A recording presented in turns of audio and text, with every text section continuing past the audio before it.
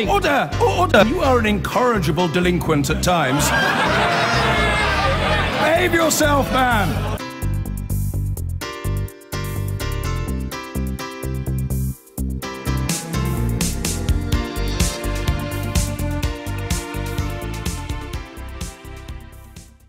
Now, most of us have seen Jeremy Corbyn in short bursts in news bulletins or at Prime Minister's questions. But now he is fighting to become Britain's next Prime Minister. There is a vast range of policy issues we need to hear more from him about. On foreign policy, the economy, and of course on Brexit. And he's here now. Good morning, Mr. Corbyn. What a lovely interview. What a lovely man, Ray Davis. Indeed, a lovely man. Let me ask you, first of all, whether you think this election campaign you're embarking upon is rigged. Well, it's come unexpectedly, but we're here, we're ready for it, we're out there. I've done 9 events already. So you don't think it's rigged? Well, the election's on. That is no longer a debate, actually, because... it's just that the woman who introduced you for your opening speech, Dawn Butler, said just the other day, this election is Theresa May trying to rig democracy in our country, which is a big claim. Look, she's jumped in to hold an election, Theresa May, that is, very, very quickly, unexpectedly for just about everybody, I think. And we are now taking our case out there to the country. So is she right or not? Well, Theresa May thinks that she's chosen an election at a time that suits her, and she's actually torn up the whole principle surrounding the Fixed Term Parliaments Act. But we are now moving on from that. The issue now is an election is going to happen on June the 8th, and I think we should focus on the issues that face the people of this country. You could have stopped it happening, though, and you didn't. Why? Because opposition parties want to be in government. Now, you have always said that you're going to be a different kind of leader. You said, I'm not going to play by their rules. So do you intend to be, similarly, a transformational, entirely different kind of Prime Minister? Yeah, I want to see a very different country. I'm angry and fed up with the way in which 6 million people earn less than the living wage, in which 1 million people don't know what their wage is going to be from one week to the other, in which there are increasing numbers of homeless people, and there are people on apparently relatively secure middle-income jobs whose children can't get homes, can't get housing, and whose children can't get on the career ladder because they're so saddled with student debt. So if you win, it won't be business as usual? Absolutely not. It will be very, very different. In that spirit, I want to cover a lot of things. Sure. I'm going to cover domestic policy. I'm going to start off with foreign policy, because one thing we know is that if you win the election and you walk through the doors of Downing Street, almost the first thing that happens is that you're tapped on the shoulder by a senior civil servant who takes you off to a room to write 4 letters to the captains of Britain's nuclear submarines, telling them, instructing them what to do if this country is attacked in a nuclear strike. So what will you be telling them? What I'll be saying is that I want us to achieve a nuclear-free world. What I want us to do is adhere to the Nuclear Non-Proliferation Treaty and take part in negotiations surrounding that, and crucially... And this goes in the letters of command. No. Crucially, immediately promote the 6-party talks on the Korean Peninsula as a way of de-escalating nuclear tensions around the world. Because at that point, you have to say something to the commanders. You have to say, fire or don't fire. And you can't, you can't dodge it. You have to give them, in those letters, a strict instruction. A strict instruction to follow orders when given. So you don't tell them to fire or not to fire. They don't know what to do. Listen, the issue has to be, we want a secure and peaceful world. We achieve that by promoting peace, by also promoting security, and security comes from that process. But as Prime Minister, you have very, very fast decisions to take on all of this. Can I ask you directly, are there any circumstances in which you would authorise a nuclear strike? Any circumstances? Look, I've made clear my views on nuclear weapons. I've made clear that there would be no first use of it. I've made clear that any use of nuclear weapons is disaster for the whole world.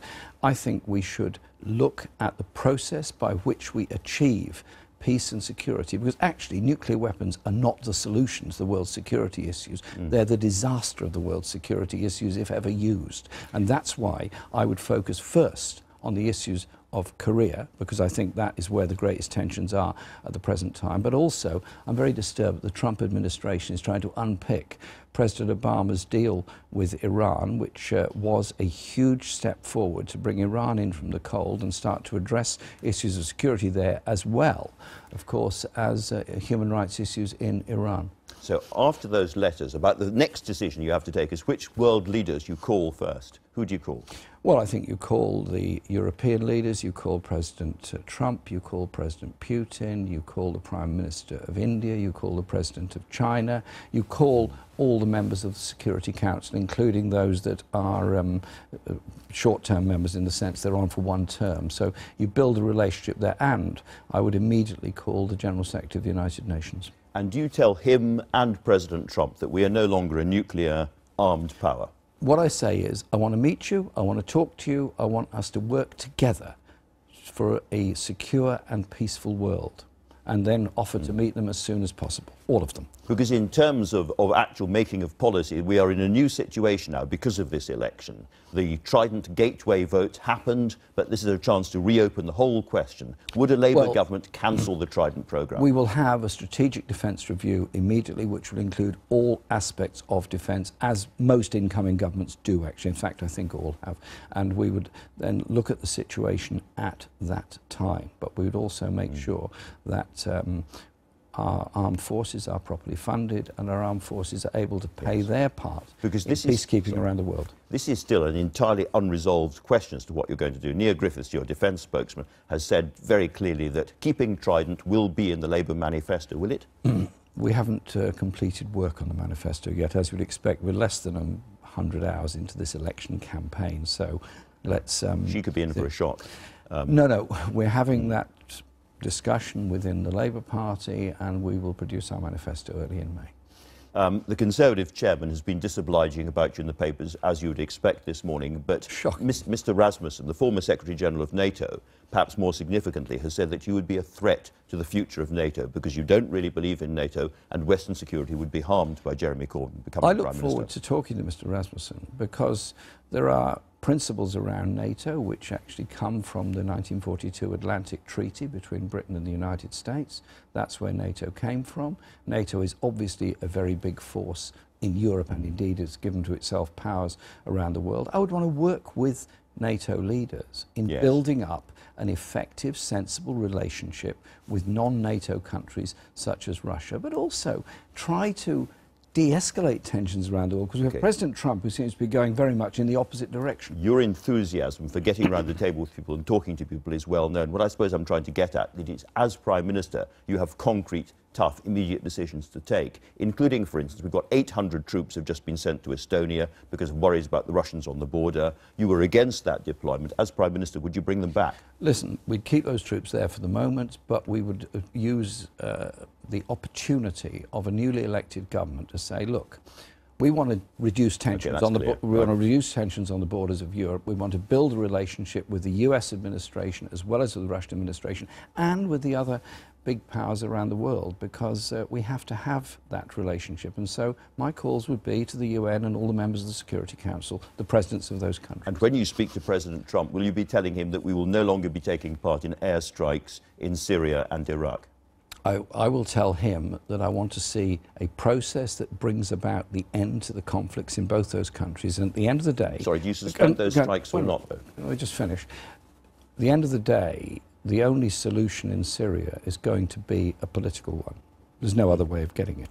There has to be a reconvening quickly of the Geneva process, Geneva conference. I would say to President Trump, listen, it's in nobody's interest for this war to continue. Let's get the Geneva process going quickly. And in the meantime, no more strikes. Have the UN investigation into the war crime of the use of chemical weapons in Syria, and take it on from there. And let's involve the UN in this. I'm sorry to press you seem to be proposing everything on a sort of fairly unilateral basis. Well, I'm just asking you, because the power would be in your hands as Prime Minister to suspend those airstrikes when you walk into number 10, or not to let them keep going. And the question is very clear, which do you do? And you suggest you suspend them. I want us to say, listen, let's get the people around the table quickly, and a way of achieving that, suspend the strikes, possibly. That's one way of doing it. The point has to be bring about a political solution. All wars end with a political solution. Let's go to that place as quickly as we can. You're sitting in number 10. The spooks walk in and they say, Prime Minister... Well, you wouldn't call them spooks, really. Well, the gentlemen in suits walk in, they say, Prime Minister Corbyn, we've got good news for you. Al-Baghdadi, the leader of ISIS, we know where he is, we can take him out with a drone strike. Can we have your permission? What do you tell them? What I would tell them is, give me the information you've got, tell me how accurate that is, and tell me what you think can be achieved by this. But the point has... But if they do know where he is, because I'm asking you about decisions you would have to take as Prime Minister. Can I take you back to the whole point? Yeah. What is the objective here?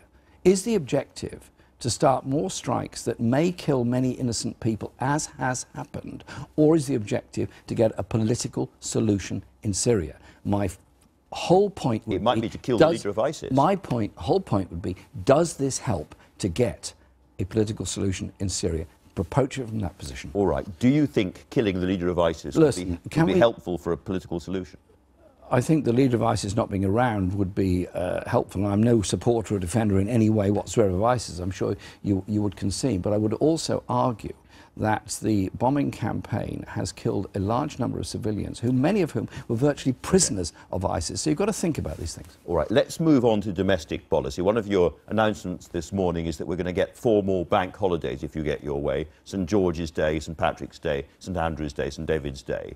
That would mean 7 bank holidays during the spring months. It's quite a lot. Have you got any assessment of the economic cost of that? Well, the Bank of England has looked at this and said there is a benefit that can be measured either way. A benefit, yes, obviously, because there is less production on bank holidays when people are not working, but there's also more spending on those days. And they've said there's assessments you can make in both ways, and they reckon it, generally speaking, it's roughly neutral. We have less public holidays than any other country in Europe, less than most industrial nations all around the world, and far less than Japan, which has 16 a year. You yourself have said that we have a productivity problem in this country, and it may be that these are situations in which we have to work harder, not less hard. Well, also, people being more relaxed and spending time with their families is actually quite a good thing. But it would also have the effect of recognising the historical diversity of the UK, because there's going to be public holidays, St George's Day, St Patrick's Day, St Andrew's Day, and St David's Day. I mean, the employers' organisations, you may say not surprisingly, all say that it would cost between £1 and £2 billion of lost productivity in the British economy. Yes, and the Bank of England says it was between £1 and £2 billion in increased spending on bank holidays. So either way. So it goes either way. But surely people having the chance of spending more time with their families. And actually the response I've had so far, and bear in mind this policy was only announced last night, has been generally very positive. People say, well, actually, what people do need is more time with their families, because there's so much insecurity in work and so much insecurity in people's lives. A public holiday celebrating the diversity of our nation is probably quite a good thing, don't you think so? I'm not against it. Let's You're looking forward to it, aren't you? I'm always in favour of a holiday. Let's turn to transformational politics. You said you're going to be a different kind of Prime Minister, and you have also said that you don't want private provision inside the NHS. So of all the companies who should be worried about a Labour victory, do we add the shareholders of Bupa, Nuffield, Health UK and those other private companies currently accounting for 8% of NHS spending? Well, the problem is that the NHS spends a great deal of money on private provision within the NHS. Those contracts are let out, cost a lot of money, great many profits are made out of that. Many of those that work on NHS contracts for the private sector in the NHS are actually paid less than the NHS workers themselves, and it actually increases management and consultancy costs within the NHS. My point is that an NHS publicly run and publicly accountable is actually more efficient. And you were very clear in the past, you wanted to end private work inside the NHS absolutely clearly and for good. Listen, do you still? It's the NHS. It's there for all of us. It's there for a purpose. The purpose is that we all get healthcare free at the point of use. And it's something I think is the most civilised thing about this country, and something that I am desperately worried about. Ever since the Health and Social Care Act was passed, so what is there's been the an answer? Increasing privatisation within the NHS. Is the answer that you end the work done by Nuffield and Bupa and the other companies in the NHS? Is that yes or no? We would want to phase out those contracts and bring in directly employed staff. So as the contracts come up for renewal, then we use them as... and so you'd go from 8% now to 0 eventually? Eventually. The whole point is the NHS was envisaged as a service for all of us. And imagine what it's like working in the NHS alongside somebody working for a different employer with possibly different objectives. It's actually cheaper for all of us. Local authorities that have brought services back in-house find it's more efficient and cheaper. Right. On the same subject, you've also suggested this morning that the bosses of companies who have any kind of public contracts, that's defence companies, shipbuilding companies, health companies and all the rest of it, they must be paid no more than £350,000 a year. At the moment, in the public sector, there is an aspiration, in most cases been achieved, of a pay ratio of 20 to 1. Average earnings are 27,000 across the whole of the country. And so it's the 20 to 1 ratio that's most important, you think? Indeed, but it can't be achieved straight away. It would be a much longer term objective to achieve it in the private sector. But I do think there is a massive issue of inequality in Britain. What we've had is a pay ratio between workers and chief executives. If you take the FTSE companies, it's times 186 of the average pay of their worker compared to chief executives. Do you want to go beyond public procurement really companies? Just not acceptable. Do you want to go deep into the private sector with the same effect? Let's start with the power of public procurement, which is 200 billion a year of public procurement by local authorities and central government. Let's start with that. So my whole point is that the election of a Labour government will mean that we will use the power of the government to improve wage levels and living standards and housing and health across the country, but we'll also use it as a way of levering in good quality employment and training, because one of the problems of this country is we haven't trained enough workers. Well, you come to education. You used to say that you wanted all grammar schools to become comprehensive. Is that still your position? What I want is proper funding of all of our schools, first of all. You've softened. No. You're jumping in too quick, Andrew. All right, I'll wait for your killer line then. Thank you. Listen, first of all, there's a funding crisis in all of our schools. This government is cutting several billion off the school budget, while at the same time putting 400 million or thereabouts into a vanity project of grammar schools and new free schools. I think we should be funding all schools properly. Secondly, I want to see universal access to all schools. I do not like selective education. You said, and I've got the quote, I want all grammar schools to become comprehensives. Is that Jeremy Corbyn still here? I would like them all to be, but it has to be made by local decision at the end. Let's turn to Brexit, because there's a lot of people who simply don't understand what the Labour Party's vision for Brexit is. Can I put it to you that you agree with Theresa May about wanting maximum access to the single market, and lots of other areas, but where you disagree with her is that you might give a little bit more when it comes to the freedom of movement argument? Well, Theresa May's approached the negotiations about leaving the European Union on the basis of a threat to the European Union. She says, well, this is what we want, and if we don't get it, we're going to set up a tax haven on the shores of Europe. We're going to go for some different style of economic model for Britain. I don't think that's a very sensible way of approaching it. But now you're Prime Minister, so it's your choice. Our first point is tariff-free trade access to Europe. If we are forced to trade under World Trade Organization rules, immediately a tariff would be placed on all manufactured goods and services leaving Britain, which would mean that integrated production, such as the motor industry, aircraft industry, and others, simply would disappear. So we start from the principle of gaining that tariff-free access. And I've spent a lot of time reaching out to colleagues across Europe to ask them to help us with those negotiations. Part of the problem of getting full access to the single market is that if you're going to take back complete control over migration from the EU, you can't be in the single market. Now, in the past, you have said you're not wedded to free movement and you're not against it either. 2 years to go. There's no longer 2 years to go. There's a few weeks to go. So which side is it? The first point is to make sure we get an economy that works for all. That means, I think, getting tariff-free access to the European market as a very high priority. And you then work out an immigration policy that follows on from that. Now, so you wouldn't start from the point of view, I'm going to stop immigration. I would start from the point of view, I want to defend and maintain jobs in Britain. I want us to be an expanding manufacturing economy. I want our own public national investment bank to invest in new industries and infrastructure, so that we do have this trading relationship with Europe, which is absolutely crucial. After all, half our trade is with Europe at the moment. A very straightforward yes or no question. In these negotiations, if you're there leading them as Prime Minister, do you insist on ending free movement, yes or no? What I would insist on is trade access and see what follows from that. That has got to be the key I'm sorry, point. that is a very straightforward question. That has got to be the key point. But it is absolutely linked to what you're talking about. The free movement question and trade access are completely linked. Free movement ends when we leave the European Union, because clearly that is intrinsic part of membership of the European Union. But there is also the question of EU nationals living in Britain, who I think should all be given the right to remain here immediately, as British nationals living in Europe should get the same unilateral decision by their governments. And we then work out a system by those that are able to come here for work and so on, as well as British people able to go to other parts of Europe to work. Look, apart from rhetoric about what might happen in the end. Most of our manufacturing industry actually exists on both sides of the channel.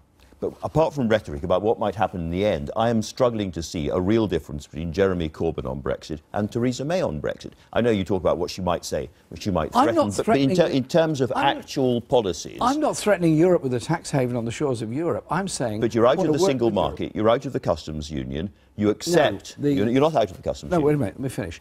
The single market is intrinsic to membership of the European Union. If we're not members of the European Union, then there is a need to have that market relationship. So there would have to be a trade agreement with the EU which would ensure that we continue to gain that access. So this is exactly what she says too. And recognising the deep levels of integration of manufacturing and service industries between Britain and Europe. Because at the same time, she is going around the world saying, we want to do sweetheart trade deals with various people around the world. You can't do that while you're still a member of the European Union. The important thing is maintain jobs.